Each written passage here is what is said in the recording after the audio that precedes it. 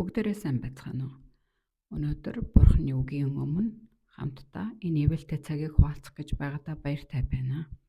Иохан 1-р бүлгийг 1-3, 14, 18-ыг уншицгаая. Шинэ гэрээ Иохан бүлэг 1-1-3 хүртэл уншия. Эхэнд үг байсан, үг Бурхантай хамт байсан. Үг өөрөө Бурхан байсан. Тэрээр эхэнд Бурхантай хамт байсан. Бүх юм түүгээр бий болсон. Бөгөөд бий болсон юмсаас түнгүүгээр бий болсон юм гэж нэг ч үгүй. 14. Үг нь махбод болж бидний дунд оршин бид түүний алдар сүг үдсэн. Энэ нь эцгээс цор ганц төрөгчийн алдар бөгөөд нэгүсэл ба үннээр дүүрэн юм. 18. Хинч Бурхныг хараагүй, харин эцгийн өвөрдөх цор ганц төрөгч болох Бурхан нь л түүнийг танилсан юм. За өнөөдрийн бидний уншсан энэ хэсгээс бид Бурхан, Есүс, ариун сүнс, үг гэж хэсэгчлэн задлан хэдүүлээд хуваалцгаана. Тэгээд үг болох Бурхан өөрөө цорын ганц түүгээс түүний үгээр төрөгч Есүс мөн түүнийг загалмадар цовдлогдноос барсны дараа ариун сүнс ажиллаа хийж байгаа тухай хэсэгчлэн бид нар хуваалцах болно. Тэгэд энэ гурвыг нэг гэж үзэж мөн энэ тухай бүгд сонсцгоосон баха. Үг, ариун сүнс, Бурхан тус тусын хийж байгаа ажил нь өөр боловч гуруула нэг зүйл. Гуруула Бурхан гэсэн үг. Тийм учраас бид нар Иохан бүлгийг уншицгаасан. Иохан бүлэг дээр Иохан хэлэхдээ Есүс Христийг хүмүүний биеийг олж бидний дунд амьдарсан Бурхны үг юм а гэж сайн мэдээндээ Иохан илэрхийлсэн байдаг тухай энэ Иохан бүлэг дээр тэмдэглэгдсэн байдаг. Иохан бүлгийн эхэнд үг байсан, үг Бурхантай хамт байсан, үг өөрөө Бурхан байсан гэж эхэлж байгаа. Энэ эхлэл номны 1-р бүлгийн 1-р хэсэг дээр гардаг эхлэлтэй адил биш юм аа. Номын 1:26 уншицгаая. Би уншаад өгье. Тэгээд Бурхан бид дүр төрхийнхөө дагуу бидэнтэй адилхан хүнийг бий болгоё. Тэгээд тэд нар далайн загас, огторгон шууд, мал адгуус, бүх газар дэлхий газраар мөлхөгж бүгдийг захируулъя гэж альдав. Энд Бурхан эхний өдрөөс эхлүүлээд ертөнц дэлхийг бүтээж 6 дахь өдөр хүн гэдэг бүтээгдэхүүнийг бүтээж тухай гарсан. Тэгээ энд юу гэж хэлэхдээ Бурхан бид дүр төрхийнхөө дагуу бидэнтэй адилхан хүнийг бүтээцгээе, буй болгоё гэсэн. Тэгээ энд бид гэдэг үгийг орлуулсан. Би гээгүү бид гэдэг олон тоон дээр. Тэгэхээр Бурхан ажил хийсэн. Эхний өдрөөс эхлүүлэн 6 дахь өдөр хүртэл ажил хийсэн. 6 дахь өдрөө хүнийг бүтээхдээ бид гэдэг үгийг оруулсан. Бид дүр төрхийнхөө дагуу бидэнтэй адилхан хүнийг буй бүтээцгээе гэсэн. Тэгээд Бурхан биднийг шороогоор бүтээсэн. Хүн гэдэг бүтээгдэхүүнийг шороогоор бүтээсэн.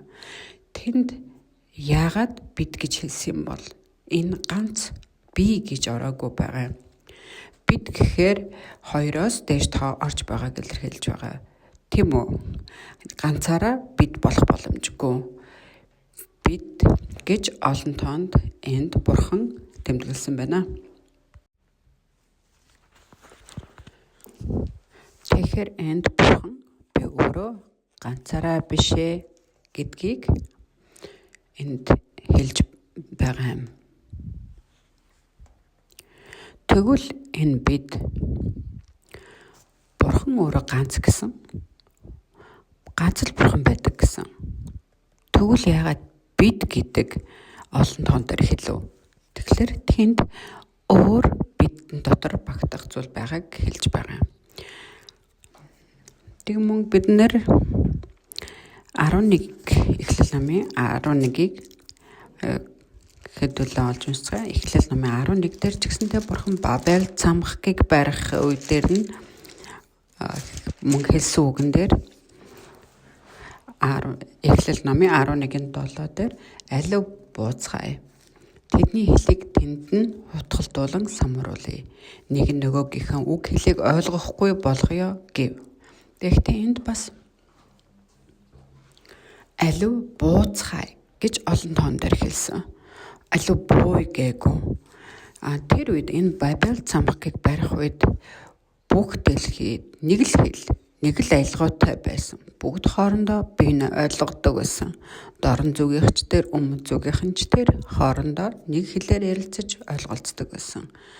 Тэм учраас бие биетэйгээ ойлголцож байгаа учраас амархан ойлголцсон өөрөөсөө юу бүтээн байгуулж, яаж амьдарч, яаж хөгжин амьдрах тухай, бид нэр яаж нутагсан суурьшиж амьдрах тухай хоорондоо зөвшөлдсөн ойлголцож хотыг босгож байсан. Тэр байдлыг харсан Бурхан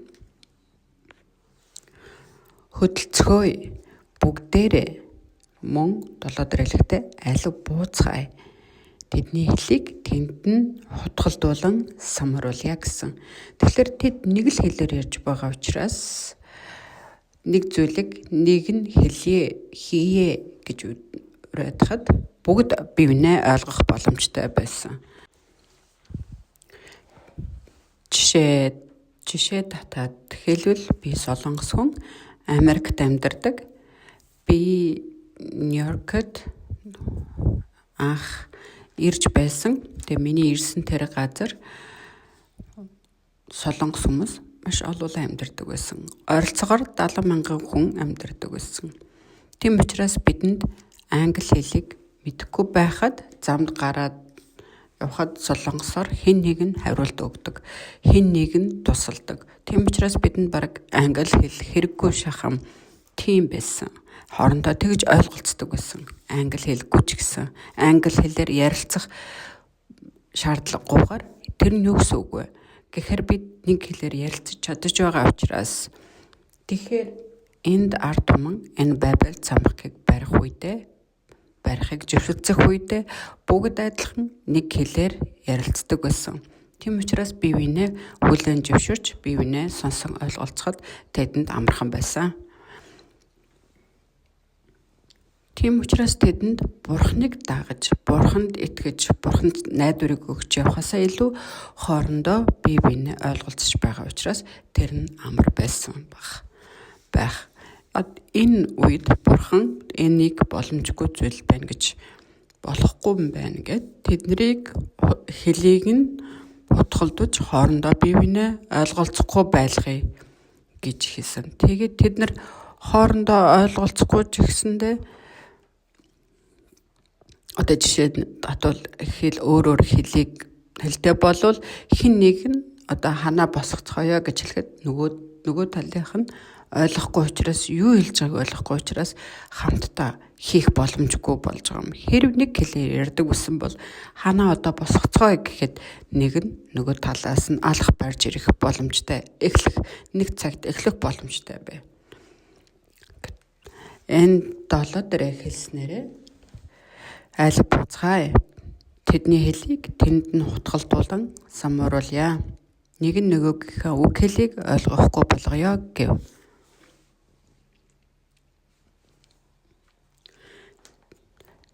Тэгээ хоорондоо тэд ойлголцохоо болсон учраас тэд Бабел цамхыг босгож чадаагүй. Тэгээд эзэн тэднийг тэндээс бүгд дэлхийгээр тараасан тэд хот байгуулахаа зогсоосон гэж энэ дээр 8 дахь бүлэг хэсэг дээр хэлсэн. Тэгээд энд Бурхан би буугаад гэж хэлж боловч энд алив бууцгаая гэж хэлсэн. За хэдүүлээ бас өөр газраас харъя. Хуучин гэрээ өөр хэсгийг бас харж Исая 6 бас уншицгаая. Исая 6. Исая 6 дээр 6-гийн 8 дээр. Дараа нь би хэнийг явуулах вэ? Хэн бидний төлөө явах вэ гэсэн эзний дуу би сонсоод би энд байна, намайг явуулаач гэж Исая хариулж байсан тухайд энэ хэсэг маань болохоор Исая авралыг авч байгаа хэсэг юм байна. Тэр энэ аврагдсныхаа дараа энд үгэнд хэлснээр 7-ыг нь харахад тэгээ тэр аманд минь хүргэж харагтун энэ чиний аманд хүрснээр чиний хилэнц авч хаягдаж чиний нүгэл уужлагдлаа гэсэн. Бурхан Исаягийн аманд шатаж байгаа нүүрсийг хүргэсэн. Тэгээд тэр үед түүний нүгэл нь уужлагцсан гэж түүнд хэлсэн. Исая тэр үед ингэж аврагдчихсэн. Тэгэхээр энэ аврагдсан Исаягийн өмнө би хэнийг явуулах вэ гэж асуусан.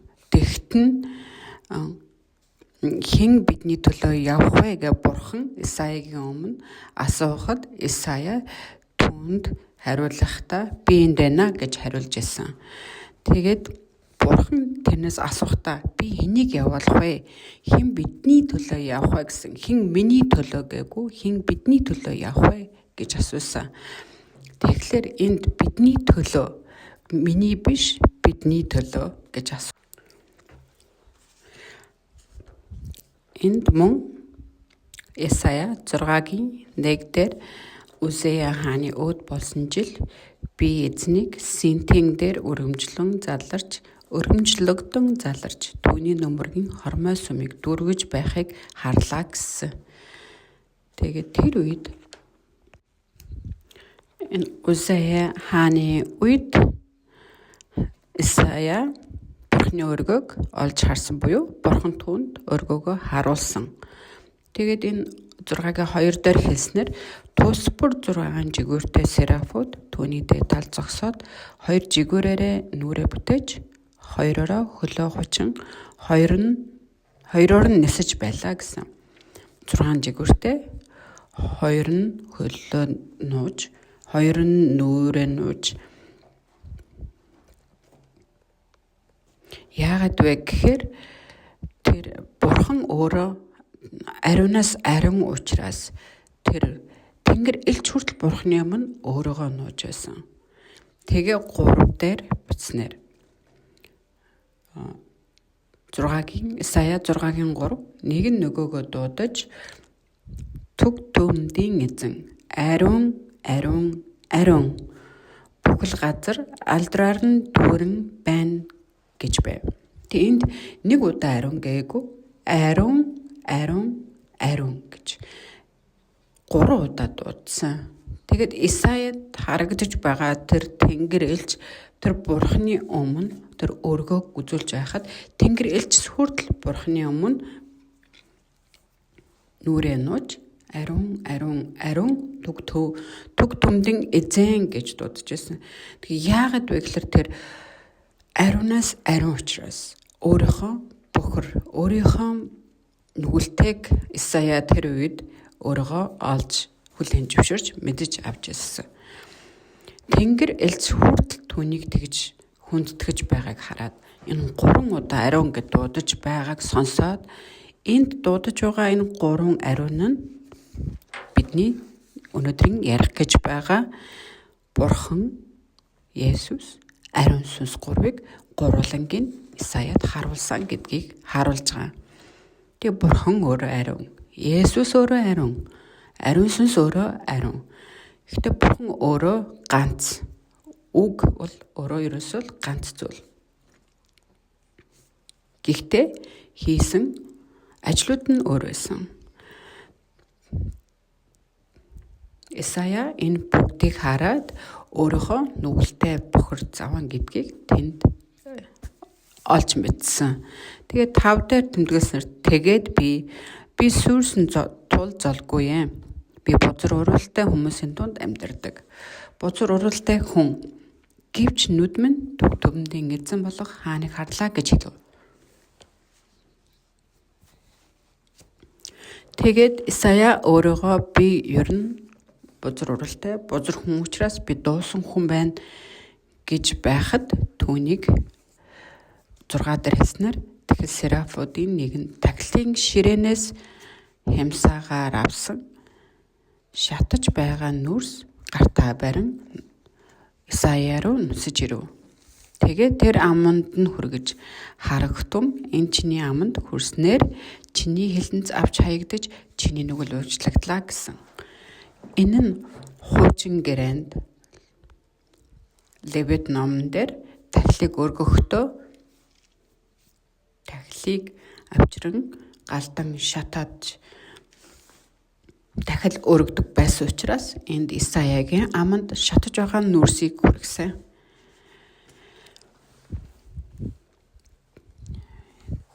Тэгэхээр бурхан дотор ганцхан бурхан байгаа биш. Бурхан дотор төлөлгөө байгаа. Бүх зүйл байгааг эндээс харах боломжтой. Тэгээ өргөн дотор Бурханы өргөн дотор Исаяд үзүүлсэн зүйл ганц биш байгааг энд хэлсэн. Тэгээд өнөөдрийн уншсан Иохан 1-р бүлэг рүүгээ орцгоё.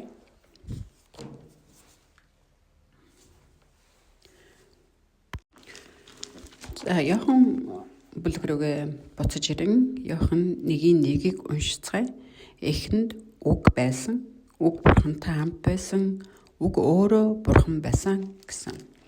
Энэ эхэн гэдэг үг маань Эхлэл номон дээр ч мөн гарсан байдаг. Эхлэл номын 1:1 дээр хэлсэн байдаг. Эхэнд бурхан тэнгэр ба газрыг бүтээжээ гэж эхний өдрийн тухай газар нь хэлбэржээгүй хоосон төдийгүй оёргүй гүнийн гадаргууд харанхуй бүрхэж бурханы сүнс усны мандал дээгүүр элдэн хальж байлаа гэж энд тэмдэглэсэн. Энд эхэнд бурхан тэнгэр ба газрыг бүтээжээ гэд энэ эхэн болон Иохан бүлгийн 1:1 дээр гарч байгаа. Энд эхэн хоёр эхлэл бол өөр юм байгаа.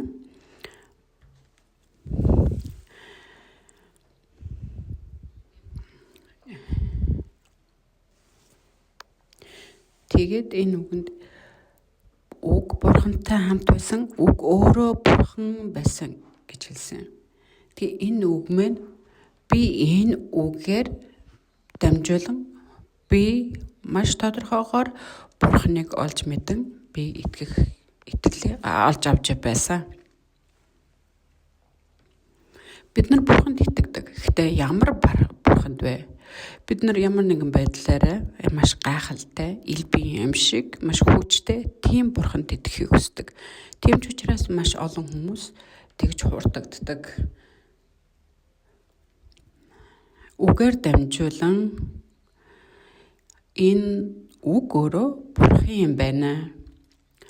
Энэ үг болох бурхан энэ махан биеэр хүн болон энэ ертөнцийн ирсэн юм байна гэсэн энэ хэсэг би тэр үед олж мэдэж би тэр үед миний зүрх сэтгэл маш тодорхойгоор бурханыг хүлээж авч мэдсэн. Нүдэрээ бурханыг хар.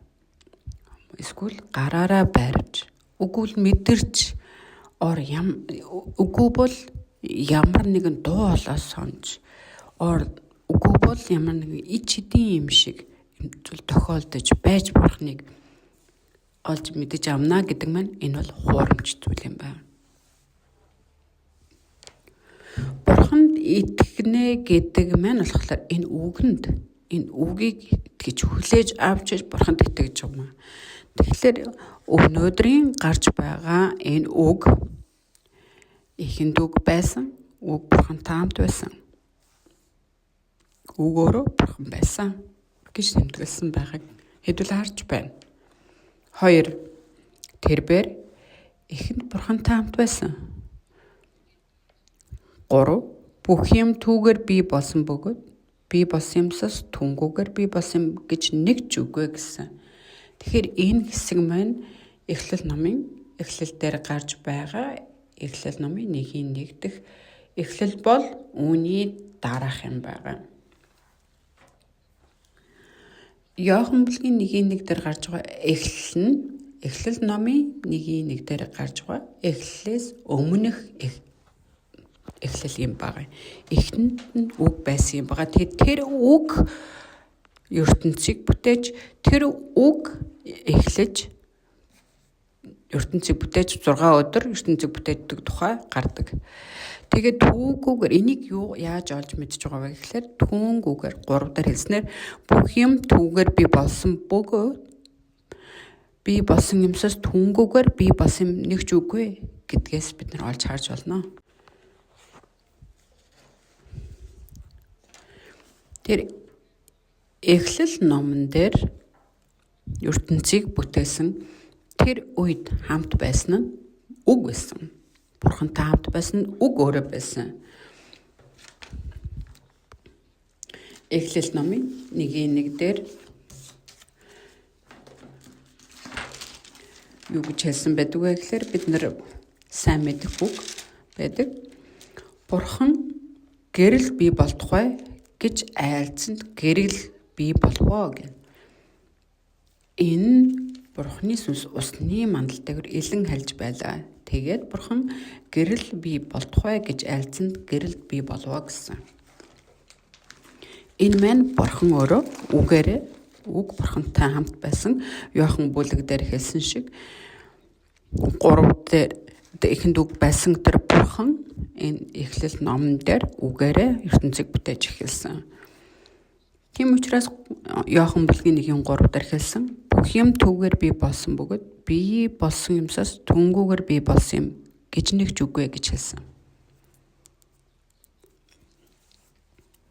Өнөөдөр бид нар ярих гэж байгаа энэ гуруулаа нэг зүйл гэдгийг үг Бурхан ариун сүнс Есүс Бурхан ариун гэд Бурхан Есүс ариун сүнс гэд 3 удаа ариун гэд дуудаж байгааг Исая тэнд олдож сонссон буюу түүнд харуулсан. Тэгээд түүнгүүгээр тэр маань Бурхан тэр үг түүнгүүгээр бүтээгдсэн юм үгүй. Тэгээд бид 14 дээр хэлснээр үг нь мах бод болж бидний дунд оршин бид түүний алдар сууг үтсэн. Тэгээ энэ үг нь өөрөө мах бод болж гэхээр хүн болж ирж бидний дунд оршсон. Энэ нь эцгээс цор ганц төрөгчийн алдар бөгөөд нэгүсэл ба үннээр дүүрэн юм. Энэ цор ганц төрөгч нь хэн бэ? Есүс.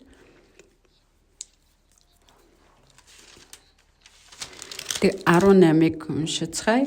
Иохан 1:18 хинч Бурхныг хараагүй харин эцгийн өвөр дэх цор ганц төрөгч болох Бурхан нь л түүнийг таниулсан юм. Тэгээд тэр Бурхныг харсан хүн нэг ч байхгүй.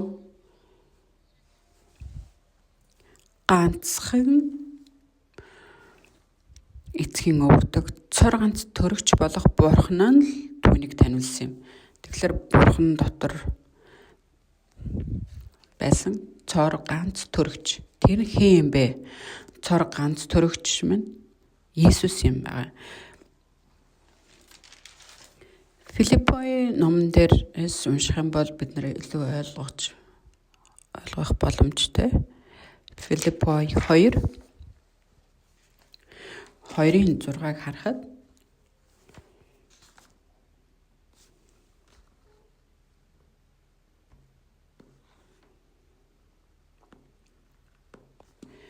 Филиппой 2:6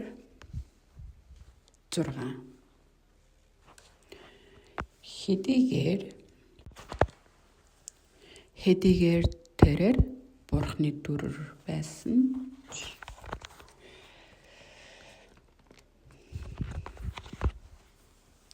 Филиппой 2:6 хэдийгээр тэрээр Бурхны дүр байсан ч Бурхантай тэгш байх гэсэнгүй.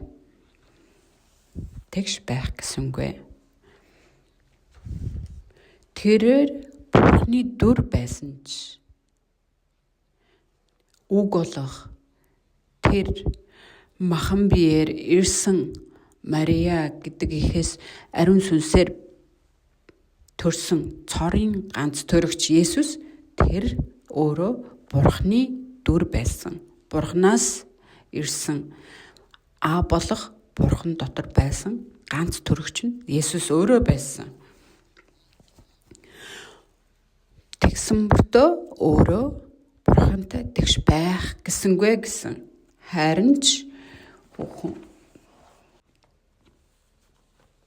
Харин өөрийгөө юучгүй болгон боолын дүрийг авч хүнтэй адил болжээ. Хүн төрхийг олсон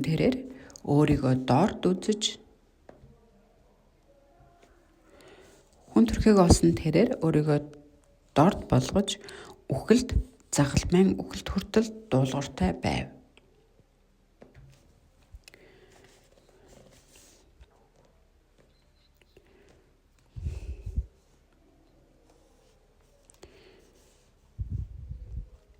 Энд Есүсийг хэлж байгаа. Бурхан дотор цорын ганц төрөгч болох Есүс тэр өөрөө үг. Бурхан хайр байгаа. Бурхан өөрөө тэр чигээрээ хайр. Бүтэн 100% хайр.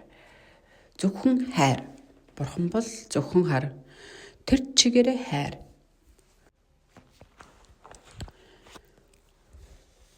Бурхан өөрөө тэр чигээрээ хайр. Нэгдүгээр Иохан 4-ийг харахад 1-р Иохан 4:8 би уншиж өгье. Эс хайрлагч Бурханыг таньдгүй. Учир нь Бурхан бол хайр юм.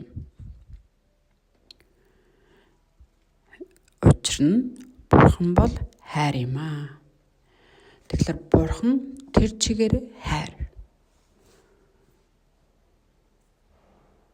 Бурхан гэж хин юм бэ? Хайр. Бид цэвэр алт хуурдгүй өнгөн өөрчлөгдөх үгүй. Тэгэхээр Бурхан өөрөө тэр чигээрээ хайр учраас хайр хууршгүй. Та нарт хайр байдаг болов? Байдаггүй л. Хайр бид нар байдаг юм шиг боддог. Бид нар хайр байдаг гэж үздэг. Тэр нь юу вэ гэхээр хуурамч алт. Гадна талаараа аалт дар бүрсэн гуйл дотор нь байдаг шиг бид нар тийм л хайртай гэсэн үг. Харахад хайртай юм шиг. Доторх нь гуйл байдаг шиг. Бүрдсэн гуйл байдаг шиг.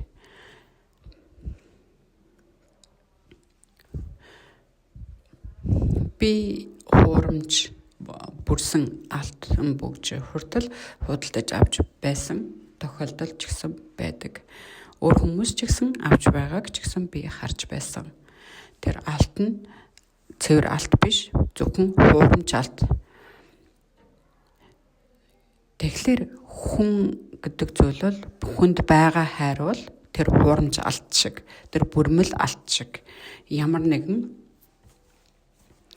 нөхцөл байдал, ямар нэгэн бэрхшээл ирэхэд бидний тэр хайр өөрчлөгддөг. Тэгэхээр Бурхны хайр, хүний хайр шал өөр, тэс өөр юм байна. Бурхан өөрөө тэр чигээрээ хайр. Тэр Бурхны хайрлагдахдаа төгсгөл хүртэл хайрладаг. Бурхан хайр. Тэр хайр дотор тэр төлөвлөгөө гаргасан. Тэр хайр дотроо тэр төлөвлөгөө гаргаж тэр төлөвлөгөөнд дотроо багтсан тэр Есүс ямар ажлыг хийдэг вэ? Есүс ирж Бурхны хайрыг биелүүлсэн. Тэр нь бидний төлөө залмаа дээр цовдлогдсон. Бидний төлөө тэр нүглийн шийтгэлийг Есүс үүрсэн.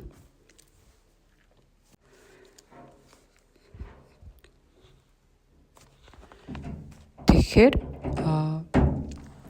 Бурхан үгээрээ бичиж төлгөө гарган Есүс махан биеэр ирэн биеэ золиослон түүгээр дамжуулан бид нар мөнх амийн бэлгийг авч тэр мөнх амийн бэлэг нь ариун сүнс бидэн дотор ажил хийж байдаг.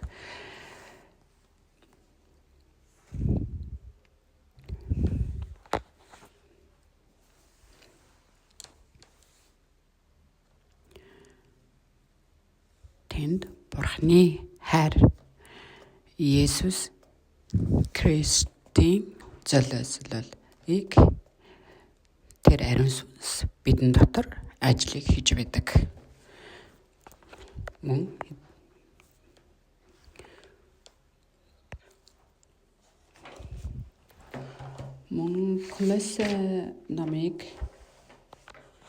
Колосе номноос бас харцгаая. Колосе 1-15. Колосе 1:15. Тэр бол үзэгдэгч Бурханы дүр бөгөөд бүх бүтээлийн дээрх ууган нь мөн. Энд хэний тухай өгүүлж байна вэ? Тэгэхээр махан биеэр ирсэн Есүсийн тухай. Тэгээ түүнийг хэлэхдээ тэр үл үзэгдэгч Бурханы дүр юм а гэж хэлсэн. Тэгээ Филиппогийн номон дээр хэлсэн шиг тэр бол Бурханы дүр юм а гэж хэлсэн. Тэгээд түүнийг бүх бүтээлийн хамгийн ууган нь гэж хэлсэн. Тэгээд эхлэл дээр бичих тэр эхлээс өмнө тэр ууган нь. Тэгэхээр Есүс түүнээс өмнө ч гэсэн байсан гэсэн үг. Тэгээд 16 дээр Колосе 1:16 дээр хэлснээр учир нь түүн дотор тэнгэр ба газар дах бүх юмс тухайлбал үзэгдэх ба үл үзэгдэх юмс хаан ширээнүүд ноёрхлууд удирдлагууд эрх мэдлүүд ч бүгд бүтээгдсэн юм. Бүх юмс түүгээр болон түүний төлөө бүтээгдсэн юм байна гэсэн. Тэгэд энд үгэнд хэлэхдээ бүх юмс түүгээр болон түүний төлөө бүтээгдсэн байна гэсэн. Түүний төлөө гэдэг нь хэн юм бэ? Түүний төлөө Бурханы төлөө юм. Мөн тэр бүх юмсын урд байна. Бүх юмс түүгээр оршин тогтнодог гэж хэлсэн. Мөн Есүсийн тухай энд маш олон тэмдэглэсэн. Мөн Бурхан Есүсийн тухай Есүс болон Бурхан тусдаа өгөөл нэг зүйл юм гэдэг тухай хэдүүлээ ярилцаж байгаа учраас харцгаая. Одоо Иохан 8 дугаар бүлэг рүү очие. Иохан 8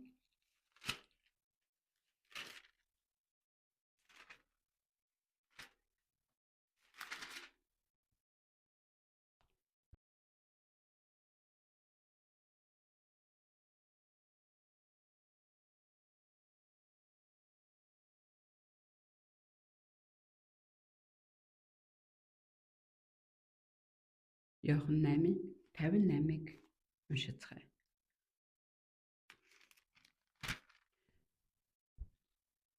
Иохан 8:58 дээр завхаарч байгаад баригдсан эмэгтэй авралыг авч байгаа тухай тэмдэглэгдсэн байдаг.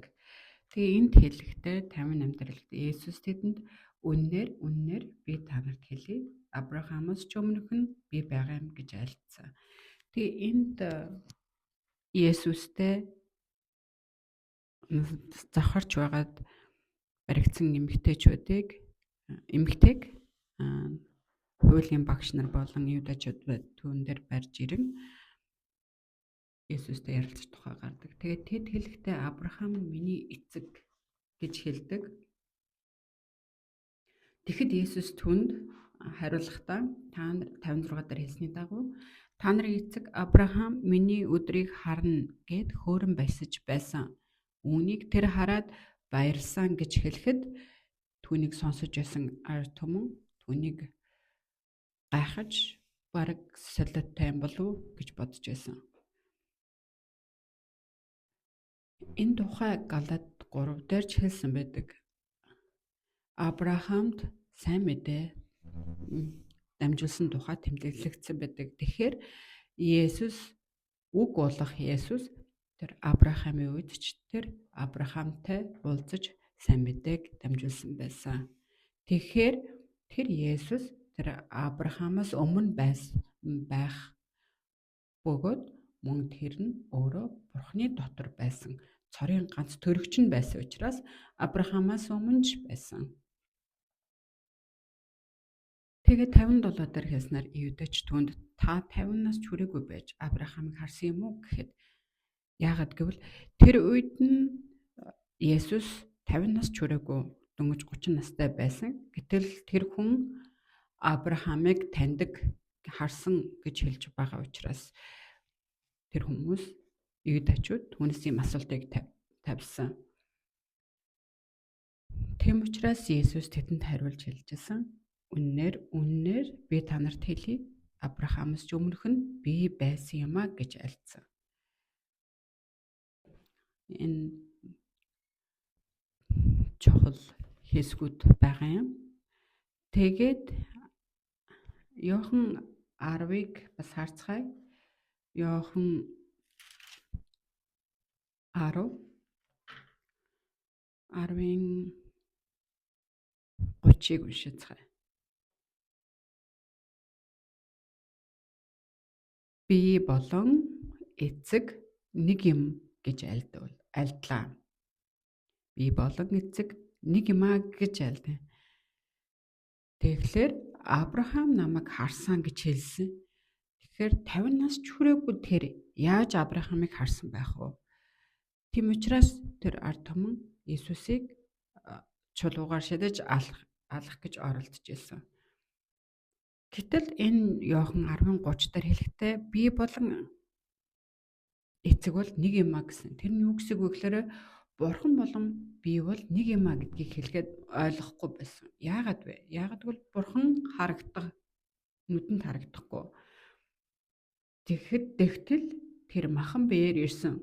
Зүгээр хүнээр ирсэн тэр ирэх хэрэгтэй тэр дорд нэгний дүр төрхөөр ирсэн тэр Бурханы тухай ингэж ярьж байгаад нь ард түмэн дургуутсаж байсан. Эгдүүцэж байсан. Тэр үед 31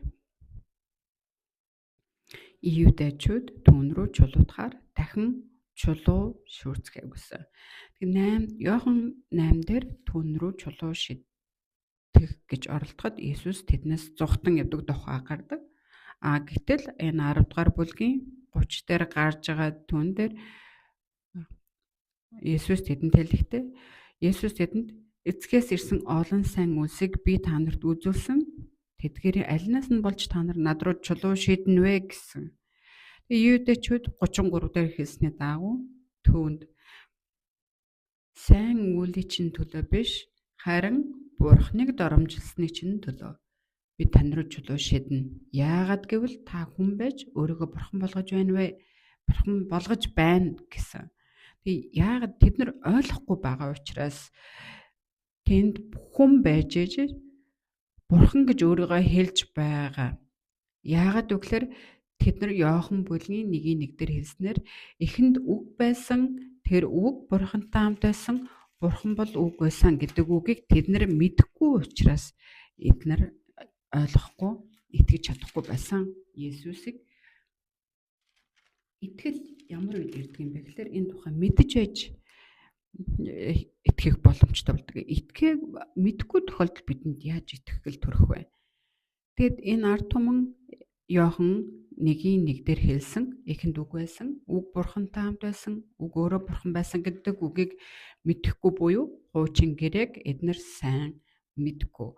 Маш олон номлол дээр хуучин гэрээн дээр Бурхны хайр, Бурхны цорын ганц төрөгч хүү Есүс энэ ертөнцид ирж яаж нүглээс бүгдийг аврах тухай маш олон тэмдэглэгдсэн байхад тэд нар зөвхөн Есүсний дүр төрхийг харж тэр хүний дүр төрхийг л харж тэр ард түмэн Исая 53 дээр бүр Исая 53 дахь бүлэг дээр итгэхгүй тийм ард түмэн байсан. Итгэж чадахгүй байсан.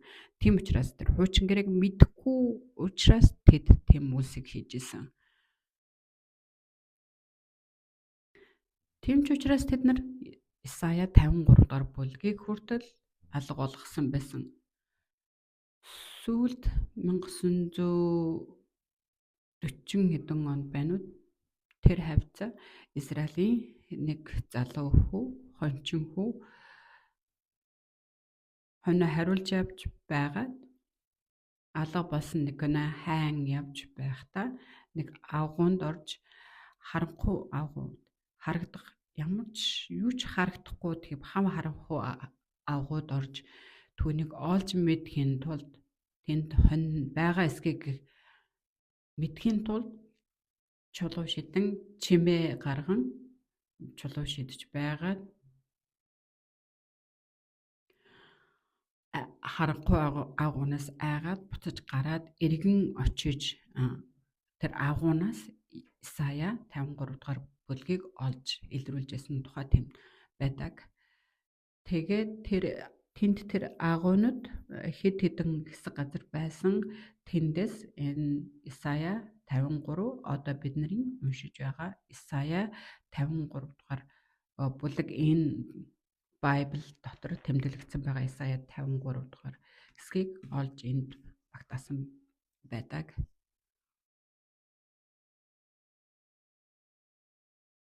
Тэнд Исая 53 дахь бүлэг дээр Есүсийн тухай маш тодорхой тэмдэглэсэн байдаг. Тийм учраас энэ тухай мэдхгүй ард түмэн Есүст итгэж чадахгүй, хууртагдсан байсан учраас итгэж чадахгүй байсан. Тийм учраас Есүс би өөрөө бурхан байна. Бурхантай би нэг зүйл. Би болон эцэг маань нэг юмаа гэж хэлж ирсэн. Тийм учраас Авраамыг мэдэхгүй байх уу? Тэр Авраамыг мэднэ гэдэг тодорхой хариултыг өгж ирсэн.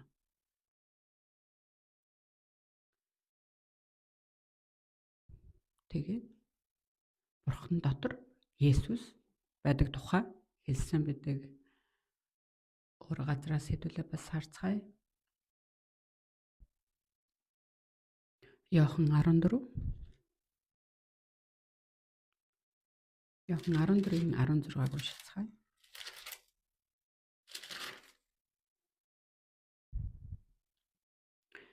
Иохан 14:16 дээр бидэнд туслагч ариун сүнсний тухай унших гэж байна. Тэг 14:16 би эцгээс гуйхад тэр та нарт өөр туслагчийг өгнө. Тэр нь та нартай үрд хамт байна гэсэн. 17 тэр бол үнний сүнс бөгөөд түүнийг харахгүй мэдэхгүйгээсээ болж ертөнц түүнийг хүлээн авч чадахгүй. Харин тэр та нартай хамт байх бөгөөд та нарын дотор байх тул та нар түүнийг мэднэ.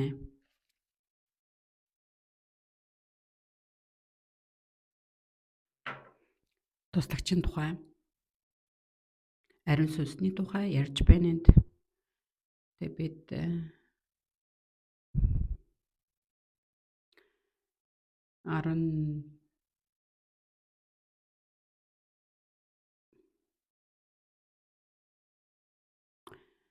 мөн Иохан 16-гийн 7-г хэдүүлээ харцгаая.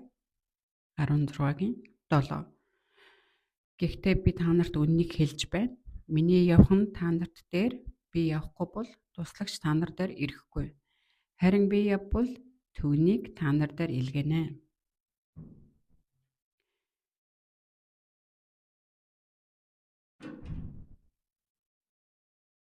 Есүс явах тухай энд хэлж байна. Хаашаа? Бурханы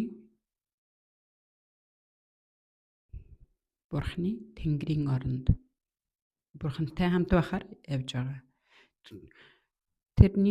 Түүний явж байгаа зорилго нь юу вэ? Туслагчийг бидэнд явуулахын тулд бид явж туслагчийг бид хүлээн авах боломжтой.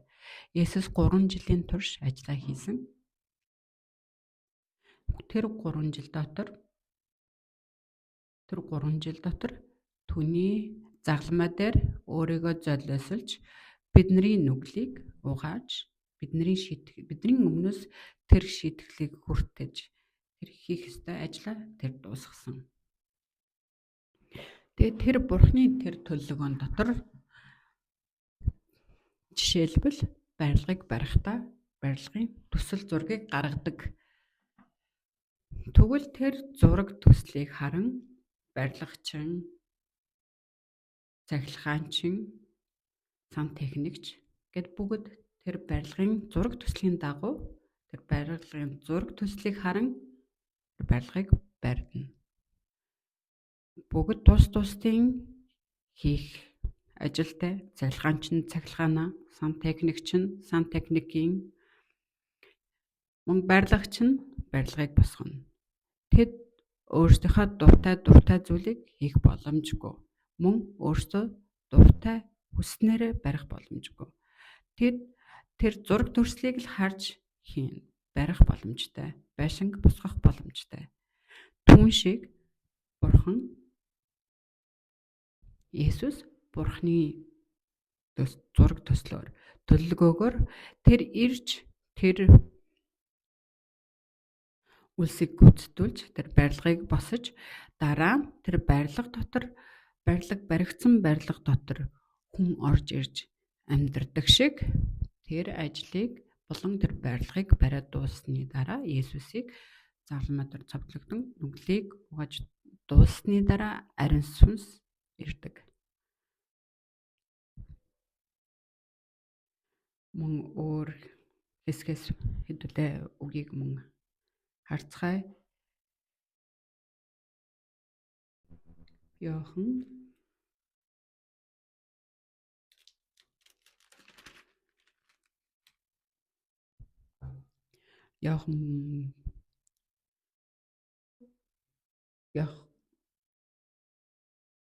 Иохан бүлэг 14-р бүлэг 26 дахь хэсгийг хамтдаа уншицгаая.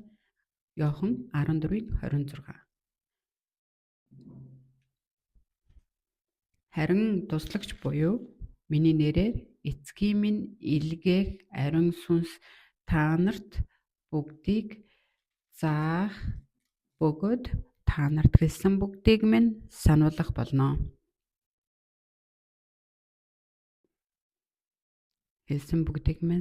болно. Туслагч ирж тэр нь ариун сүнсийг хэлж байгаа юм. Ариун сүнс юу гэсэн бэ?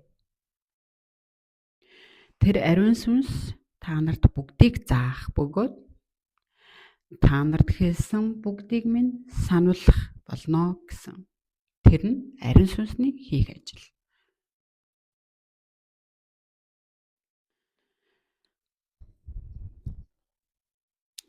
Нэг хүн барилга барьлаа гэж бодоход тэр барилга дотор хүн орж ирэхгүй бол тэр барилгыг юунд төлөө барьсан байх вэ? Тэгэхээр тэр барилгыг хүн зориулж барьдаг шиг Бурхан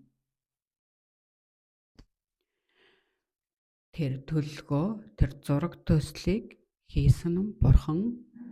Есүс тэр зураг төслийн дагуу барилга, тэр байшинг босгосон.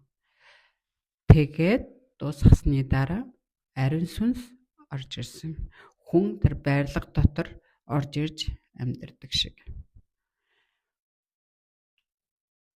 Тэнд хүн орж ирж шинэ барилга дотор хүн орж ирж амьдарч байж тэр барилгачин хүний зорилго, тэр байшин барьсан зорилго нь биелнэ. Хэрв тэнд хүн ирж амьдрахгүй бол тэр барилга юуны төлөө баригдах вэ? Түүн шиг Бурхан төлөвлөгөөгөөрөө Есүсийг энэ ертөнцид явуулж бидний төлөө, тэр нүглийн төлөө тэр нүглийг шийтгэлийг Есүст өргөгдөн тэр нүглийг дуусгаж. Тийм ч учраас Есүс хэлсэн үг гэдэг. Би үйлчлүүлэх гэж биш, үйлчлэх гэж ирсэн тухай тэмдэглэсэн. Тийм учраас өөрийгөө золиослох гэж ирсэн тухайгаа хэлсэн байдаг. Тэр золиослно гэдэг маань болохоор хэн нэгэн өвчтөе хүн байвал өвчнийг өмнөөс нь өргөх. Хэн нэгэн өртөө хүн байвал тэр өрийг өмнөөс нь үрэх, төлөх. Тэр ажлыг Есүс ирэн хийсэн. Тэр бүгдийг биелүүлсний дараа өөрийнхөө ажлыг хийж дууссан учраас барилга босож дууссаны дараа тэд орхин явдаг шиг, тэр барилгаа бариад дууссаны дараа тэд байх шаардлагагүй байдаг шиг Есүс явах хэрэгтэй болсон. Тийм учраас тэнд шинэ барилга дотор хүн орж ирж ажиргалтай амьдрдаг шиг бидний дотор бидний туслагч ариун сүнс Бурханаас миний нэрээр туслагч нь Иохан 14:26 дээр хэлсэн шиг харин туслагч буюу миний нэрээр эцгийн минь элгээх ариун сүнс та нарт бүгдийг заах бөгөөд та нарт хэлсэн бүгдийг минь сануулах юм аа гэсэн. Тэгээд амар амгалан би та нарт үлдээн, амар амгалангаа би та нарт өгнө. ертөнцийн өгдгөөс өөрийг би та нарт өгч байна. Өр зүрхээ бүү шаналга, бүү түгшгсэн. Би яваад та нар руу ирнэ гэж хэлснийг минь та нар сонслоо. Хэрв та нар намайг хайрласан бол эцэгтэй очиж байгаад минь баярлгасан. Учир нь эцэг надаас илүү агуу юм а гэж хэлсэн. Тэгээ энд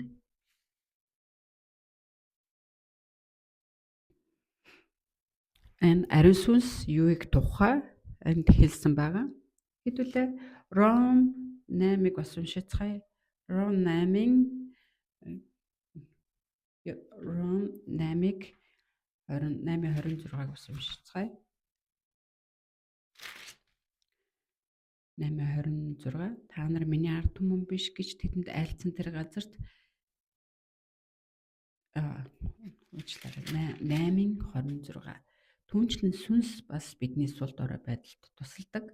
Учир нь яаж залбирах ёстойгоо бид мэддэггүй, харин сүнс өөрөө үгээр илэрхийлшгүйгээр ёолон бидний төлөө зуучлан гуйдаг гэж тэмдэглэсэн.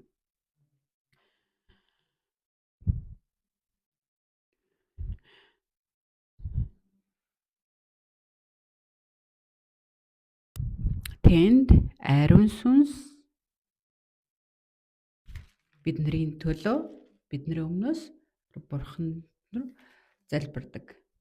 Бид нар Бурханы өмнө залбирах ёстой. Бид нар Бурханы өмнө Бурханаас энийг гуйх ёстой гэх тэр бүгдийг тэр ариун сүнс бидний өмнөөс мэдэж Бурханаас гуйн залбирч байдаг. Тэгээ бид түрүүний хэлсэн шиг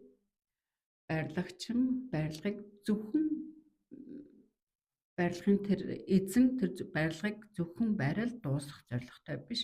Тэр барилгыг барьж дуусаад хэн нэг нь амьдрах тэр боломжийг өгөхийн тулд барьдаг шиг Бурханы зорилго нь юу вэ гэхлээр хүмүүсийг аварч тэр ариун сүнс бидний дотор Бурхантай залбирч Бурхантай хамт байж тусалдаг.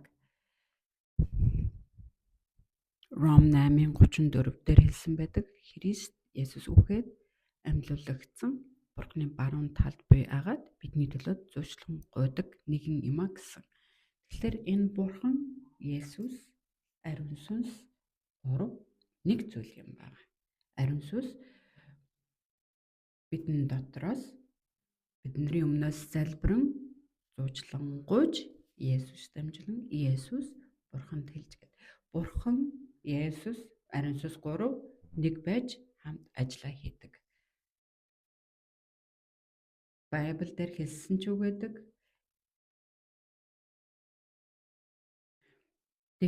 Тэгэхдээ энэ ариун сүнс маань сүнстэй хүн дээр зүгээр хүн дээр биш нүгэлгүй хүн дээр ирдэг. Тэр ариун цэвэр зүрх сэтгэл дээр ирж иж ариун сүнс ажиллаа хийх боломжтой. Тэгэхээр ямар үед бид нар ариун байх юм бэ гэхээр завлгамаа дээр цовдлогдсон Есүс бидний нүглийг уучлахын тулд, өршөөхийн тулд тэр шийтгэлийг хүртсэн Есүс бидний нүглийн төлөө өгсөн гэдгийг хүлээн зөвшөөрч зүрх сэтгэлдээ хүлээн зөвшөөрсөн. Тэр нүглийн төлөө тэр загалмаа дээр цовдлогдсон 3 хоног оршуулгдахдаа тэр бүх ертөнцийн бүх нүгэл болон тэр нүглийг удирдагч сатаныг тэнд дуусгасан гэдэгт итгэж Есүсийн тэр загалмаа дээр цовдлогдсон тэр нүгэл дуссан гэдэг түүний тэр цус урсгалд тэр үхэлд итгэсэн тэр хүмүүс тэнд ариун болж тэр ариун болсон хүмүүс дотор тэр барилга бариад дуусаад тэр хүний зүрх сэтгэл дотор тэр байшин дотор хүн орж ирж амьдарч байгаа шиг тэр хүний зүрх сэтгэл дотор ариун болсон хүний зүрх сэтгэл дотор ариун сүнс ирж ажиллаа хийх боломжтой. Гэтэл зүрх сэтгэл дотроо энэ бүгдийг хүлээж аваагүй. Энэ мэдээг хүлээн зөвшөөрөөгүй. Энэ Есүс бидний нүглийн төлөө өгсөн гэдгийг хүлээж аваагүй энэ зүрх сэтгэлүүд ариун бус бөгөөд ариун сүнс ажиллаа хийх боломжгүй. Бурхны хайр болон Бурхны тэр төлөвөө Есүсийн тэр хийсэн бүх зүйлийг мэдэх боломжгүй. Тэгэхээр Бурхан хэлсэн үг байдаг. Бурхан өөрийн ганц төрөгч тэр хүүг хараад түүнд итгэсэн хүн л тэр ариун сүнсийг хүлээж авах боломжтой гэдгийг хэлсэн байдаг.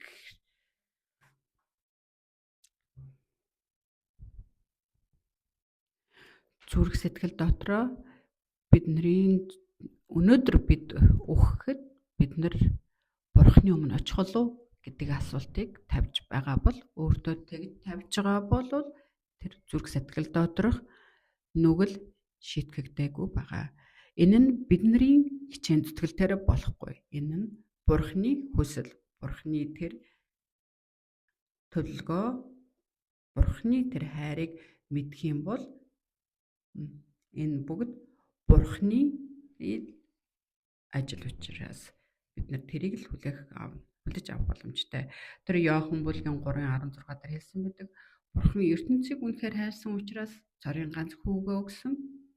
Тиймээс хүүд итгэдэг хинч мөхөхгүй харин мөх амьтаа болно гэж хэлсэн.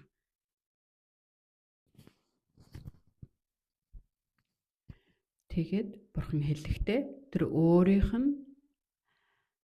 цорын ганц өөрөөс нь төрсөн ганц хүү болох Есүс түүнд итгэсэн хүнд итгэдэг хинэн ч мөхөхгүй мөнхийн амийг авна гэсэн. Хэрвээ түүнд итгэхгүй бол тэр Бурхан дотор байсан Есүс түүний хийсэн ажилд итгэж чадахгүй бол Бурханд итгэж чадахгүй байгаа буюу Бурханы хийсэн төлөвлөгөөг мэдэхгүй байгаа гэсэн үг. Тийм учраас энэ нь бидний нүгэл болж тэр нь энэ Бурханд итгэхгүй байгаа энэ байдал маань бид нарыг аврал биш там руу явах замыг нээж өгдөг. Тэгэхээр Бурханд итгэхгүй байгаа нь нүгэл юм байгаа нь. Тэгэхээр энэ үнэн болох, энэ Бурхан ганц болох, энэ гурав нэг болох Бурханы ажил нь юу болох вэ гэдгийг хүлээж авахгүй өөрийнхөө бодолд итгэж байгаа хүмүүс ариун бус байгаа гэсэн үг. Өнөөдөр бид Бурхан түүнээс төрөгч, цорын ганц төрөгч Есүс мөн ариун сүнс. Энэ гурав нэг юм маа гэдгийг бид олж мэдцгэлээ. Тэгээ энэ тухай Матай бүлгийн 3:16, 17 дээр Иохан, Баптист Иохан хэлсэн харсан зүйлээр баталгаа болон бичигдсэн байдаг. Матай бүлгийн 3:16, 17. Есүс баптизм хүртээд голын уснаас даруй гарах үед тэнгэр заагдаж Бурхны сүнс тагтаа мэд бууж түүн дээр ирэхийг тэр харлаа. Тэнгэрээс миний хайрт хүү энэ билээ. таалал минь түүнд оршдог гэх дуу гарсан. Энд Есүс Иоханаар баптизм хүртэхэд голын уснаас тэнгэр заагдан Бурхны сүнс тагтаа мэд бууж мөн түүн дээр ирэхийг Иохан харсан. Тэр мөн Бурхан энэ бол миний хайрт хүү юм а гэж энд хэлсэн. Тэгэхээр энд Бурхны дуу хоолой Есүс ариун сүнс 3 нэг дор Иоханд үзэгдсэн. Энэ 3 нь нэг зүйл юм а гэдгийг энд баталгаажуулж хэлж өгсөн. Ефес номын 4:30-д Бурхны ариун сүнсийг бүү гашуудвал зөөлөлтийн өдрийн төлөө та нар түүгээр тамгалсан юм шүү гэж тэмдэглэсэн үг байдаг. Тийм учраас бид нар дахин амьлаад ариун сүнсийг хүлээж аваад бүгд дуусаж байгаа юм биш.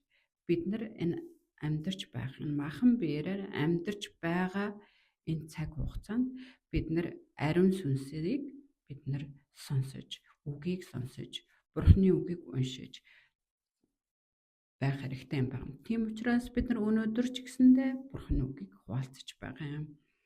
Тэгээ Бурхны ариун сүнсийг бүх гашуудвал золтын өдрийн төлөө та нар түүгээр тамгалуулсан юм а гэж хэлсэн үг байдаг. Тийм учраас бид нар Бурхны үгтэй хамт байж залбирлаар Бурхантай хамт байх нь аврагдсан Кристиан бидний ажил юм байгаа.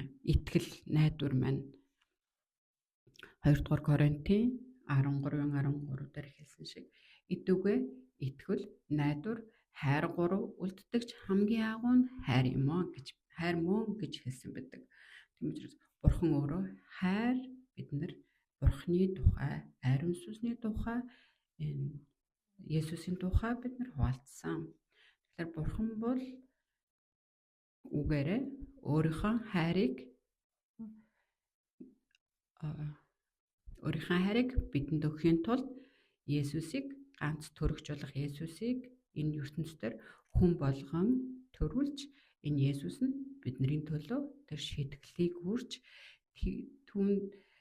түүний дараа ариун сүнс биднэр дээр ирж бидний хамт байн биднийг хамгаалж байдаг. Түүгээр дамжуулан бид нар итгэл найдварыг авч хайрыг өмсдөг.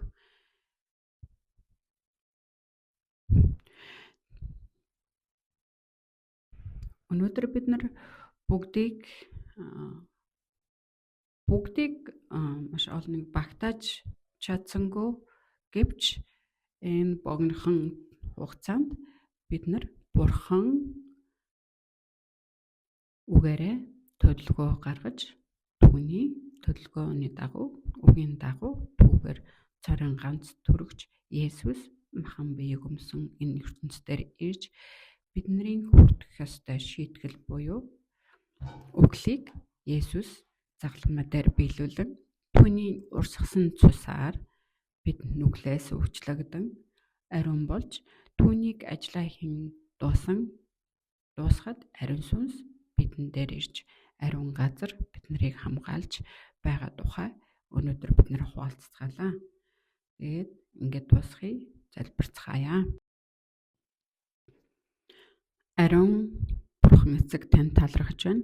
Өнөөдөр үг Есүс ариун сүнсний тухай таны хайрыг биелүүлэхийн тулд Есүс ертөнцийн ирж таны үгийн дагуу бүгдийг хийж бүгдийг биелүүлж ариун сүнс бидний дотор байж Бурхантай хамтдаа байх энэ боломжийг өгсөн тэр ариун сүнсийг бидэнд өгч байгаа.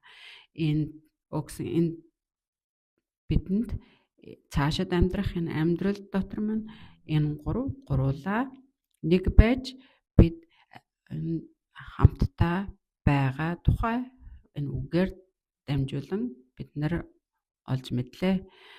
Өнөөдрийн энэ үгээр дамжуулан бидний зүрх сэтгэлд энэ ариун үг Есүс ариун сүнс Есүс баптист Иоханаар дамжуулан баптист хүрдэхдээ ариун сүнс түнд үзэгдэж Бурхны дуу хоолой миний хайрт хүү гэж хэлж байсан тухай энэ нэг доор түнд үзэгдсэнийг бидний зүрх сэтгэл дотор ч гэсэндээ энэ Бурхныг хүлээн зөвшөөрч үргэлж энэ ариун сүнс Бурхны үгэн хүсэл дотор энэ хайрын дотор байх боломжийг өгөхийг хүсэж байна. Есүсийн нэрээр залбирч байна. Амен.